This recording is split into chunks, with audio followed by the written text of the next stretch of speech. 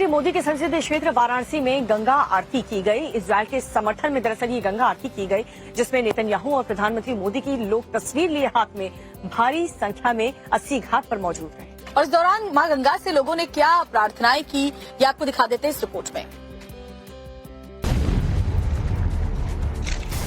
Israel और Hamas के बीच भीषण युद्ध जारी है।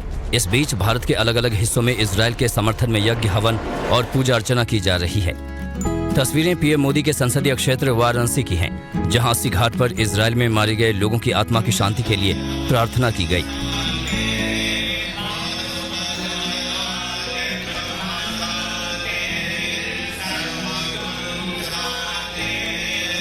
इस दौरान गंगा आरती में इजरायल के झंडे और बैनरों के साथ बड़ी गिनती में लोग शामिल हुए और इजरायल की समृद्धि और जीत के लिए लोगों ने प्रार्थना की।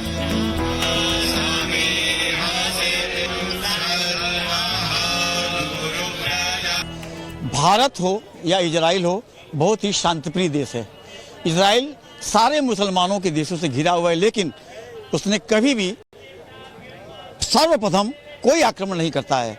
लेकिन अगर कोई देश सर्वप्रथम आक्रमण करता है तो इजराइल उसे छोड़ता भी नहीं है।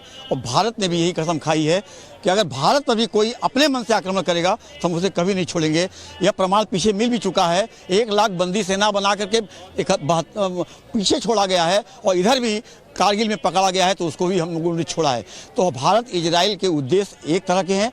हम माँ मोक्षदायिनी माँ गंगा से प्रार्थना करते हैं कि होए मोक्षदायिनी माँ गंगा उस समय इजराइल में मरे जो मृतक हैं उनकी आत्मा को शांति प्रदान करें और यह युद्ध रुक जाए और निश्चित रूप से शांति बहाल हो। काशी के 80 घाट से हम लोग ने ये पूजा की है, ये भगवान से गुजारिश की है कि अभी हाल में ही विश्व में जो इजराइल और फ़लस्तीन के बीच युद्ध, हमास आतंकी जो समूह है उससे युद्ध चल रहा है, उसमें इजराइल की जीत हो। और हम ये चाहते हैं कि अधर्म पे धर्म की जीत हो। उस तरह से इजराइल एक विश्व में बहुत बड़ा देश है, उसकी जीत हो। ये हम भारत में काशी से गुहार लगा रहे हैं, ईश्वर से प्रार्थना किया है अपनी पूजा करके इस घाट से।